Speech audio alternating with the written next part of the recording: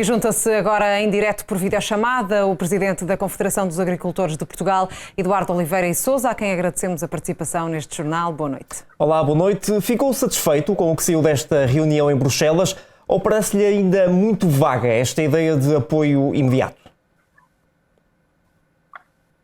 Muito boa noite, muito obrigado pelo contacto. Obviamente que se concretizar que há uma ajuda imediata, ficamos satisfeitos.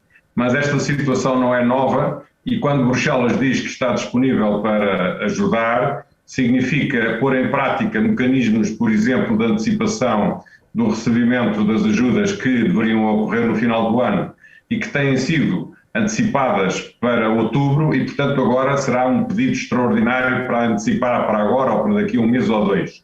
Mas outro tipo de ajudas que foram referidas muito ligeiramente na vossa peça, em que diz até a determinada altura que vai depender da capacidade de cada governo, é aí que se enquadram as medidas que o governo tem neste momento capacidade de pôr em prática. Ou seja, em particular, para os alimentos, para os animais, conforme estamos a ver na imagem, que estão a ser alimentados à mão com alimentos comprados, são necessárias ajudas financeiras imediatas para os produtores pecuários, porque eles já esgotaram as reservas ou estão em vias de esgotar as reservas de alimentos que tinham guardadas para serem administrados durante o próximo verão e estão agora, como vemos nas imagens, os animais a correr atrás dos agricultores que lhes levam comida seca, comida que não é comida própria para esta época do ano.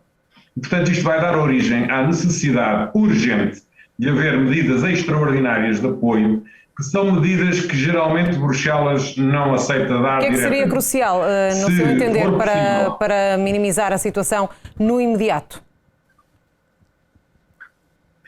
Exatamente. Para minimizar este impacto agora, a única coisa que o Governo pode fazer é predispor-se a ajudar financeiramente os agricultores e, em particular, os agricultores da pecuária que estão completamente asfixiados com o aumento dos custos das matérias-primas e com a necessidade de pagarem alimentos agora que não era expectável terem que ser administrados. Essa é a principal medida. Outras medidas, como sejam os tais avanços ou antecipações das verbas, são obviamente bem-vindas para fazer face a outro tipo de drama que está a ser causado pela seca.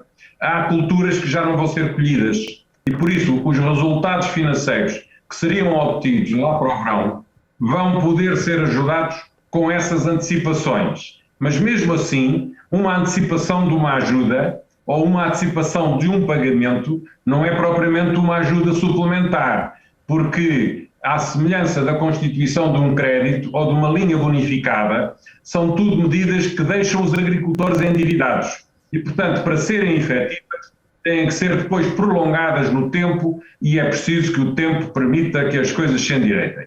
O que Eduardo, significa o que é que falhou aqui? O que é que falhou aqui? O que é que o Governo poderia ter feito, na sua opinião?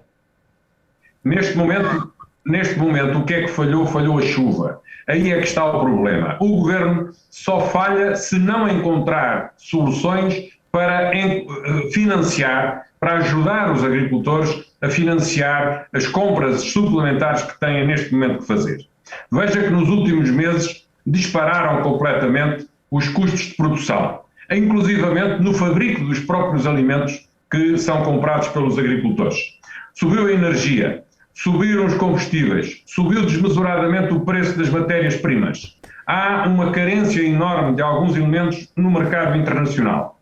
E a Península Ibérica está a ficar isolada nesta condição de seca, porque, ao contrário daquilo que está a acontecer entre nós, está a acontecer o contrário no resto da Europa. A Europa não tem falta de água, porque choveu muito, há muita neve armazenada nas montanhas da Europa, até a própria Grécia, que tem algumas semelhanças connosco, ou a Turquia, estão carregadas de neve, têm as suas reservas completamente abastecidas. Mas tal como já disse em algumas entrevistas, esta situação de seca de facto não é nova.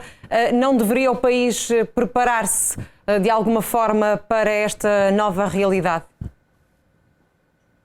Exatamente que deve. Mas essa é a outra fação da seca. A seca relacionada com o armazenamento de água nas albufeiras a falta de água, em termos de haver uma reserva estratégia que possa ser o socorro do país nestas alturas, esse assunto não está devidamente equacionado.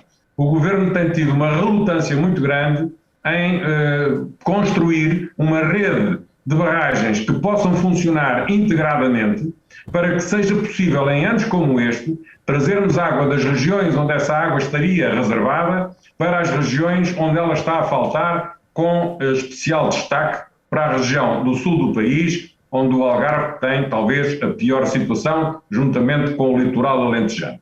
Ora bem, todas essas reservas são neste momento inexistentes e não podemos contar com mais água de Espanha, porque Espanha está como nós, não há água. E não havendo água, nós precisamos de pôr em cima da mesa de uma forma muito séria uma nova forma de lidar com este problema. As alterações climáticas vieram para ficar.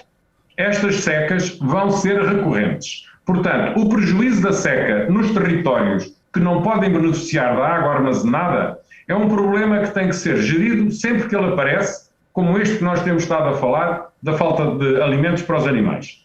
A seca estrutural fica a cargo deste Governo, com o acesso que tem, por exemplo, a este extraordinário instrumento financeiro que se chama PRR, de pensar em novas infraestruturas que permitam minimizar esta situação. Muito bem. Eu hoje à tarde ouvi dizer que se esta seca se mantiver conforme está, dentro de algum tempo, algumas povoações poderão ficar com o abastecimento urbano também deficitário. E se a seca, Eduardo, muito obrigado. Não temos mais tempo. Muito obrigado pelo esclarecimento. Chegará às grandes cidades. Obrigado e até uma próxima oportunidade aqui na Record TV. Obrigado e boa noite. Boa noite.